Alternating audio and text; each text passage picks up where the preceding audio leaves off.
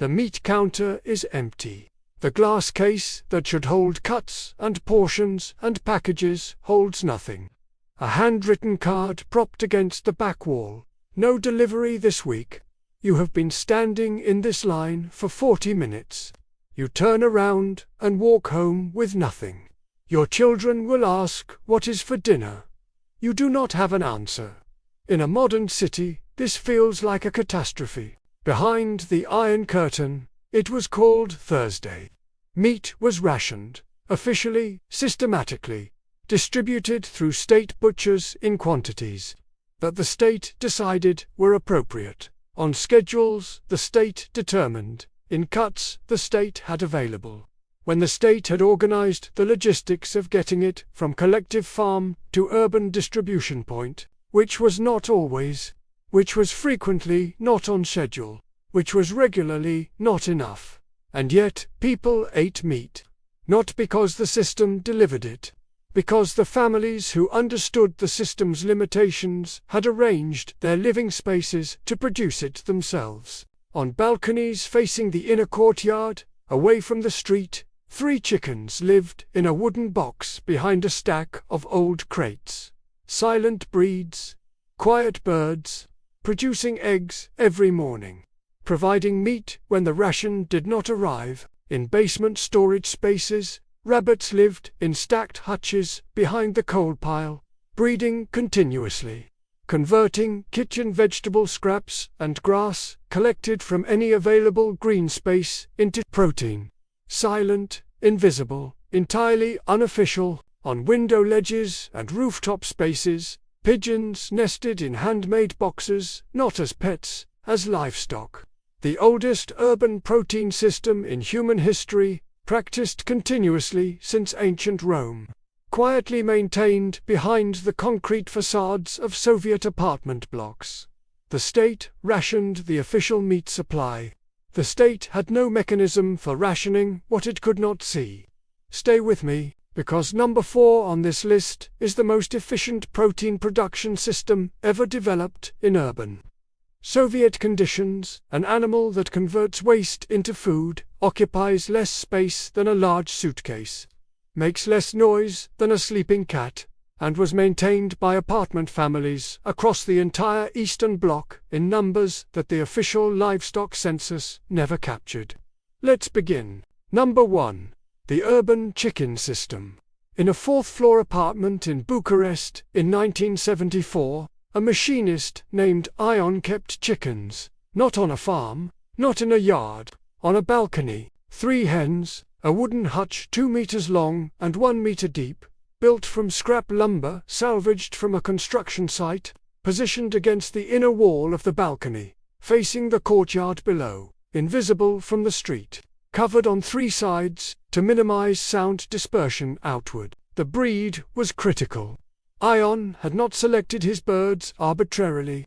He had acquired, through a network of poultry keepers whose knowledge circulated through the same informal channels that all practical survival knowledge circulated in Soviet society, the quietest laying breed available in his region. Not the high-production commercial breeds that the state collective farms ran at industrial scale. A heritage breed, lower production, dramatically quieter, less likely to attract the attention of the building supervisor, the neighbor, the official whose job description included reporting violations of urban livestock regulations. 3 hens produced 2 eggs per day on average across the laying year. 2 eggs per day is 14 eggs per week. 14 eggs per week is a meaningful nutritional contribution to a family of 4. Protein, fat, and micronutrients that the official ration allocation did not reliably provide. The feed system was a closed loop. Kitchen vegetable scraps, grain saved from official bread allocations, insects and organic material collected from any available outdoor space, supplemented with calcium crushed eggshells returned to the hens after boiling, providing the calcium carbonate necessary for shell production. The waste chicken manure went directly to the balcony container garden. completing a nutrient cycle that Ion's family ran entirely within the footprint of a fourth-floor apartment without any external input beyond the initial birds. When a hen stopped laying, when production dropped below the threshold that justified the feed cost, it became meat. Quiet, systematic, completely outside the official accounting of the Soviet food supply. The state delivered what it could. Ion delivered the rest. Number 2. The basement rabbit operation. Rabbits are the most efficient meat animal that urban confinement conditions permit. This is not sentiment. This is feed conversion ratio. A rabbit converts feed to body mass at a ratio of approximately 3 to 1. 3 kilograms of feed produces 1 kilogram of live weight.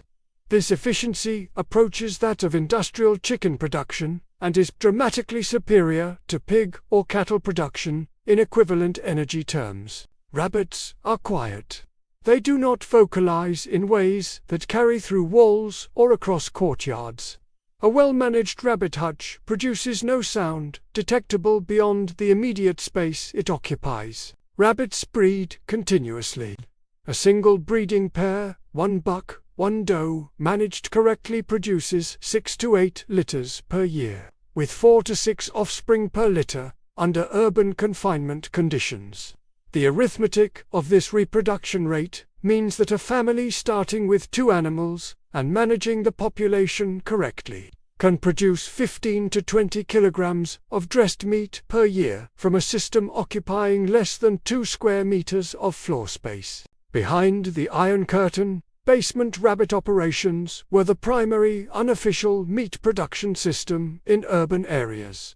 Every Soviet-era apartment block had at least one family running rabbits in the basement storage allocation. Often several families, in quiet cooperation, sharing breeding stock and coordinating production so that the meat supply remained continuous rather than arriving in unpredictable gluts. The hutches were built from scrap lumber. The feed was grass collected from any green space, supplemented with vegetable scraps from the kitchen and hay produced from roadside plants, dried and stored in summer. The bedding was straw or dry leaves or any available dry organic material. The only purchased input was the initial breeding stock. After that, the system was self-sustaining from waste streams that every household produces regardless. Polish and Romanian urban families maintained basement rabbit operations through the entire Soviet period. In many cases, it was an open secret. The building supervisor knew, the neighbors knew, nobody reported it. The meat flowed through the building's informal economy and benefited everyone. The collective security of shared protein production was worth more than reporting a neighbor's rabbits. Number 3. The pigeon system. Pigeon meat is not fashionable in the modern West. Behind the Iron Curtain, it was not a matter of fashion. It was a matter of physics. A pigeon requires no dedicated feeding in an urban environment. It forages for its own food across the city. It returns to its nesting box. It breeds 2 to 3 times per year. Each breeding produces 2 squabs, juvenile pigeons harvested before they fledge, that provide a meal-sized portion of dense, protein-rich meat at the cost of the nesting box and nothing else. The pigeon nesting box system was practiced continuously in urban Eastern Europe from before the Soviet period through its entirety and beyond. It is one of the oldest urban food production systems in human history. Roman cities maintained urban dovecotes. Medieval European cities maintained them. Soviet-era apartment dwellers maintained them on rooftops and window ledges behind facades that the street-level observer saw as nothing unusual. The construction of a nesting box requires only scrap wood and a few hours of work. A dividing wall between nest spaces. An entrance hole appropriate to pigeon size. Positioned where the birds can enter and exit freely, but where predators cannot reach. A rooftop installation of 10 nesting pairs produces 20 squabs per breeding cycle. approximately 60 squabs per year. 60 squabs represent approximately 15 kilograms of dressed meat produced from 0 purchased feed, 0 purchased bedding, and 0 dedicated maintenance time beyond the monthly nest inspection and harvest. The pigeons find their own food in the city around them. They return to the box you built for them. They raise young for you to harvest. This is not foraging.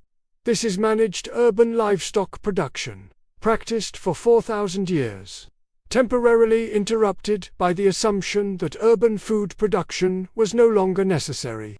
Behind the Iron Curtain, that assumption was not made. Stop here.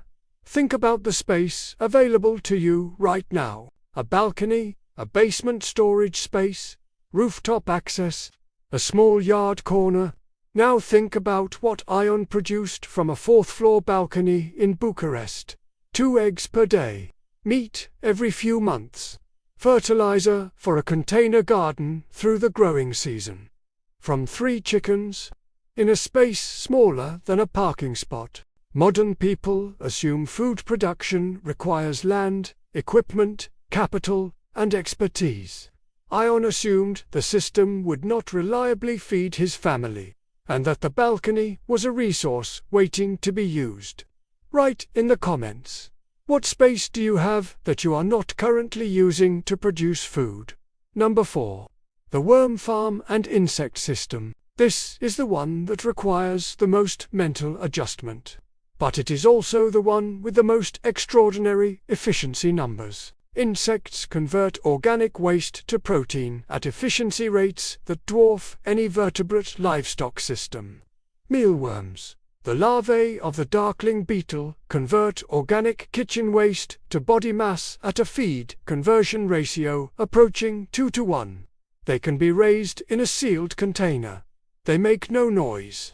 They produce no odor when properly managed. They require no dedicated space beyond a series of covered containers that can be stacked in any cabinet, any cupboard, any warm indoor space. Behind the Iron Curtain, deliberate insect cultivation for human food faced cultural resistance. But the indirect use of insect protein was systematic. Insect larvae from grain stores were fed to chickens, to rabbits, to any livestock in the system. Protein produced from grain waste and converted through insect intermediaries dramatically increased the efficiency of the overall food system. A chicken-fed insect larvae produces more eggs per gram of grain than one fed on grain alone. Soviet urban poultry keepers understood this, feeding their chickens not just on vegetable scraps but on the insect population those scraps naturally produced in warm conditions, not as a conscious system, as the recognition that protein is protein regardless of its source. The deliberate worm farm, a simple managed vermicomposting system using red worms to convert kitchen waste to compost and worm castings, was practiced across the Soviet bloc as a soil amendment system for container gardens. The worms themselves provided supplemental protein for poultry.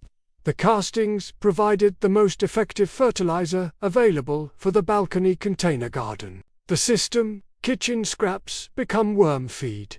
Worms become chicken feed and garden fertilizer. Chickens become eggs and meat. Garden produces vegetables. Everything loops. Nothing purchased, nothing wasted. Everything converted. Number 5. The feed system, foraging and closed-loop production. Every livestock system requires feed. Iron Curtain urban operators solved this the same way they solved every other problem the official system created by building an alternative supply from zero-cost materials. Grass collection was systematic. Soviet-era urban green spaces, parks, roadside verges, vacant lots, railway embankments were not manicured. They produced grass and wild plants in quantities that a determined collector, working 15 minutes per day, could harvest in sufficient volume to supplement a small rabbit or chicken operation substantially. Collected grass was fed fresh or dried into hay for winter storage. A family with modest storage space and the discipline to collect through summer could maintain a small rabbit operation through the months when fresh forage was unavailable. Dandelion greens, plantain, chickweed, clover, the weeds of every urban green space are highly nutritious forage plants that domestic rabbits, chickens, and pigeons consume eagerly. Kitchen scrap management was the second pillar. Vegetable peelings, bread scraps, cooked grain remnants, eggshells for calcium. Every organic kitchen output evaluated for livestock feeding value before disposal. Systematic foraging plus complete scrap utilization eliminated purchased feed costs for well-managed urban operations. The animals ate what the city and the kitchen produced. The family ate what the animals produced. The loop closed. Here is what all of this means. Modern food systems have created a complete disconnection between urban populations and the biological mechanisms of food production. The meat in a modern supermarket package has traveled hundreds of kilometers through infrastructure that the consumer is entirely dependent on and cannot replace. That dependency is invisible in normal times. In abnormal times, in the food shortages and supply chain failures that have occurred repeatedly in living memory, it becomes the difference between eating and not eating. The Soviet urban families who maintained balcony chickens, basement rabbits, and rooftop pigeons were not survivalists. They were people who understood that the system feeding them was unreliable and had made a rational decision to reduce their dependence on it. The decision cost very little. A wooden hutch, salvaged lumber, 15 minutes per day collecting grass. The return was protein independence. Partial, imperfect, but real. In the years when the meat counter had nothing on Thursday and Friday and Saturday, the families with the basement rabbits ate. You have space you are not using. Kitchen scraps you are paying to have removed. Urban green space producing forage nobody is harvesting. The system that produced this knowledge is gone. The knowledge is still here. And so is the space.